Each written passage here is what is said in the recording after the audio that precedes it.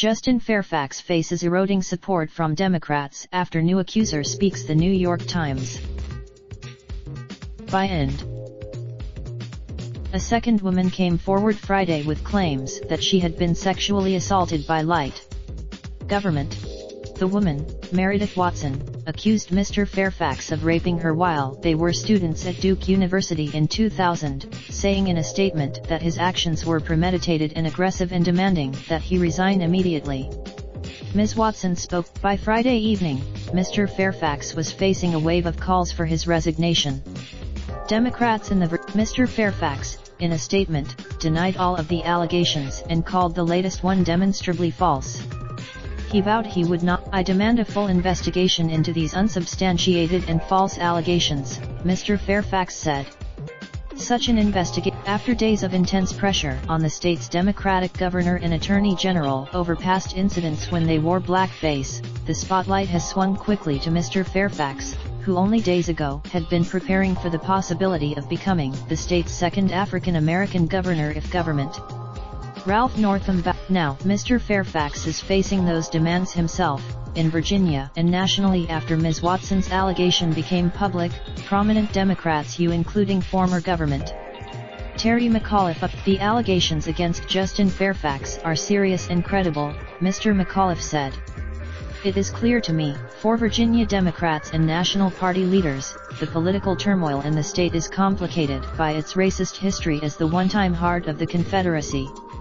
Mr. Northam and Virginia Democrats late Friday were already discussing who could replace Mr. Fairfax, with many in the party turning to State Senator Jennifer McClellan, according to multiple Democrats in the state. Ms. McClellan, Nancy Erica Smith, a lawyer for Ms. Watson, said in the statement outlining her client's allegations that Ms. Watson was coming forward out of a sense of civic duty after learning about the allegation by Dr. Tyson. The details of Ms. Watson's attack are similar to those described by Dr. Vanessa Tyson, Ms. Smith said. Ms. Smith provided an email exchange between Ms. Watson and a friend from Duke, Milagros Joy Brown, in which Ms. Watson tells her friend not to include her on correspondence regarding Mr. Fairfax because he had raped her in college. Make sense of the people, issues, and ideas. In an interview, Ms. Smith recounted her client's claim that Mr. Fairfax assaulted her during spring break in 2000 in a room at the House of Alpha Phi Alpha, an African-American fraternity at Duke. It was her sophomore year at Duke and his senior year, and they were hanging out, Ms. Smith said. They had never dated. Ms. Smith would not describe details of the alleged sexual assault. Ms. Smith said, a college friend of Ms. Watson's, Kane Breck Adams, said in an interview Friday that Ms. Watson told her she was raped the day after she said it happened, and named Mr. Fairfax as her assailant. Ms. Adams said that she went to visit Ms. Watson at her apartment and that she was upset. She was kind of crying quietly and she said that she had been raped by Mr. Fairfax. Ms. Adams recounted questioning Ms. Watson about what happened. I said, "Did you say no?" And she said, "No, she couldn't say no," Ms. Adams said. And she said, Karen Kessler, a spokeswoman for Ms. Watson, said Ms. Watson is not planning on litigation or seeking financial compensation. She said before Ms. Watson came forward, Mr. Fairfax had been grappling with Dr. Tyson's allegation and repeatedly insisting that he had been falsely accused and that no corroboration existed. But in recent days, in interviews with the New York Times this week, 6 people said that Dr. Tyson told them over the last 2 years that she had been sexually assaulted at the convention, and that her account was consistent with her public statement this week. The people said, 2 professors currently joining Dr. Tyson in a prestigious fellowship at Stanford told The Times that she recounted the 2004 episode with Mr. Fairfax to them last fall, saying he had sexually assaulted her. What she told us was pretty much exactly what was in the statement that she released but with vastly less detail, said Elizabeth A. Armstrong, a sociology professor at the University of Michigan. Another fellow, Jennifer J. Frade, a University of Oregon professor known for her work studying sexual violence, also remembers the conversation, relaying that Dr. Tyson described how the incident was clearly a traumatic experience. Dr. Tyson did not tell anyone in 2004 about the encounter with Mr. Fairfax, according to people close to her legal team, and she did not notify the police or file a complaint with them. But throughout academia, there has been an outpouring of encouragement for Dr. Tyson, 42, who has taught at Scripps College in California and Dickinson College in Pennsylvania over the last decade, and earned a Ph.D. in political science from the University of Chicago.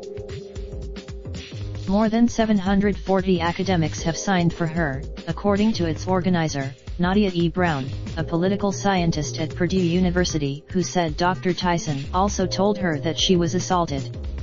A GoFundMe. Everything she said in her statement was exactly what she told me when we talked, said Diane L. Rosenfeld, a founding director of the Gender Violence Program at Harvard Law School, who said Dr. Tyson told her of the alleged assault in December 2017.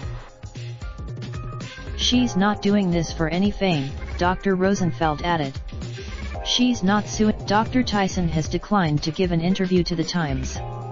She has said, in her statement, Dr. Tyson described a forced sexual encounter with Mr. Fairfax in a Boston hotel room while the two were working at the Democratic National Convention in 2004.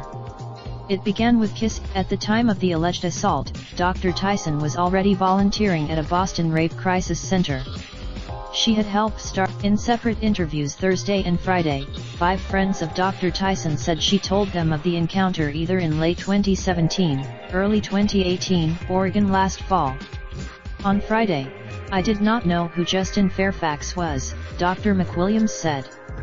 "And I immediately." The Distinguished Stanford Fellowship Ms. Tyson began last fall is merely her latest rung up the academic ladder after a working-class upbringing in the Los Angeles area, the biracial daughter of a single white mother.